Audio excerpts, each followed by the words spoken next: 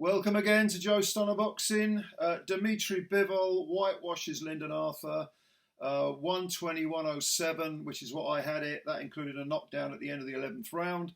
Not a great deal to say about this fight because it was so one-sided, but Bivol began very, very aggressively, more so than usual, and he was looking for that stoppage.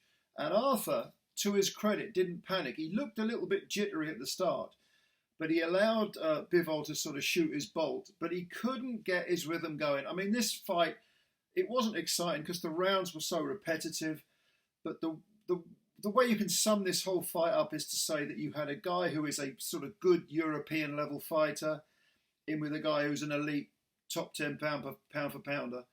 And Bivol is so small for 175. It's really quite shocking to look at it. I mean, he could make 168. Surely he's so small. I don't think I've ever seen him look the same size as any opponent. And you saw in his last fight with Zerdo, Zerdo, who looks like a bloody cruiserweight.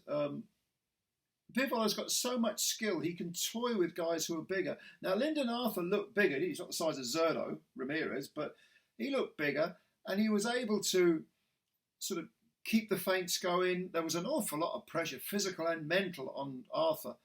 But to his credit, he hung in there. It's just that Bivol was able to do whatever he wanted, and he was firing beautiful combinations. His footwork was impeccable. He was always just, teetering on being in range. Then suddenly, a quarter of a step forward, bang, bang, bang, and then out again. And Bivol just had Lyndon Arthur had no answer. On the occasions when Arthur was pushed to the ropes, he was basically, beaten up, at least his arms were, because he had a very, very high guard. He was rocking and rolling with his high guard.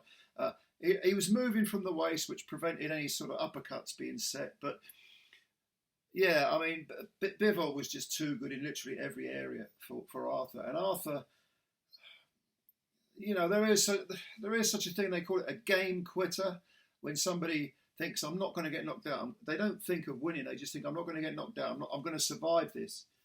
And I kind of think Arthur, after a while, thought, what am I going to do with this guy? I'm going to go rounds. I'm going to hang tough. I'm not going to embarrass myself. Arthur, by the way, was the IBO champ coming in. So Bivol picked up that belt to go with his WBA Super, whatever that is, title. And he's got to look towards Beterbiev now. Surely they're going to allow that. I mean, the WBC have got this sort of bullshit rule where anybody who's Russian isn't allowed to fight for their belt because of the conflict with the Ukraine. But it seems like a grotesquely unfair ruling to have. I can understand sanctions, economic sanctions against a warmongering nation, but not against individual people. And Bivol seems like an honest guy, and who's to say he even agrees with the Russian government's policy with the war. He doesn't necessarily agree with it. So hopefully the politics won't get in the way of him fighting Beterbiev. I would say I'm in the minority. I think Bivol might beat Beterbiev, although, I mean, Beterbiev is huge for the weight, but he's getting older, and he's been given a couple of hellish fights. He's got Callum Smith in the new year, which, when you consider the size of Callum Smith and the skills, Smith might give him a decent fight. I would pick Beterbiev to win that fight, but it might put even more miles on the clock. And Beterbiev is pushing 40.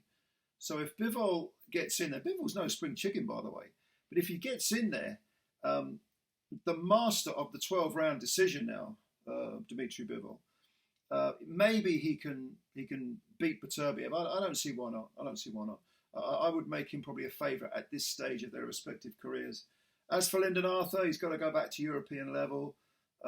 No shame in getting beaten by Bivol. He did his best. He just was outclassed. Sometimes the guy in the other corner is better, and you can't really slag a guy off for hanging tough, for taking his beating.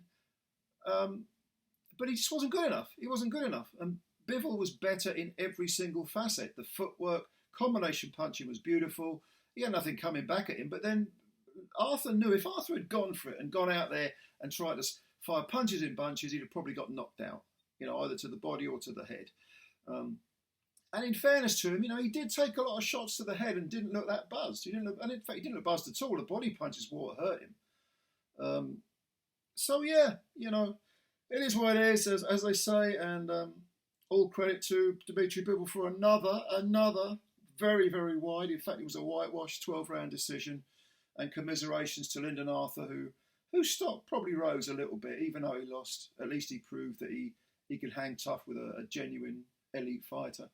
And I've always thought Lyndon Arthur kind of lacks a little bit of confidence when he gets in there.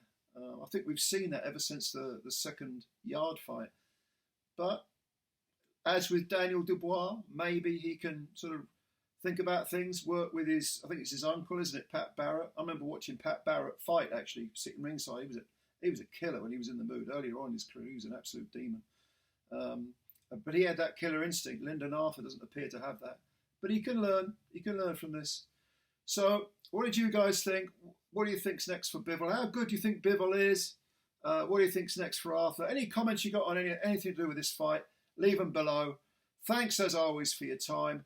Please subscribe to the channel if you're new and hit the like button and spread the word about Joe Stunner Boxing. Much love to all of you. We've got the big 2 heavyweight fights coming up. I'll see you then. Bye for now.